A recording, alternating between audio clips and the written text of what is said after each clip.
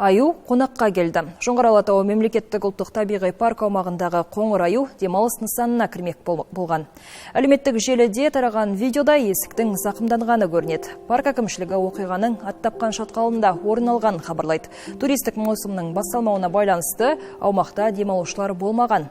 Мамандар Тянь-Шань қоңыр аюының қолдан тамақтанбайтын және адамдарға себепсіз шабуылдамайтынын айтады. Ол аумаққа табиғи қызығушылықпен және иіс факторына байланысты кездейсоқ келген дейді. Қазіргі уақытта жағдай ұлттық парк мамандарының бақылауында. Табиғат аясында демалушыларға жабайы жануарлардың мекен ету ортасында қауіпсіздік ережелерін сақтау қажеттігін ескертеді.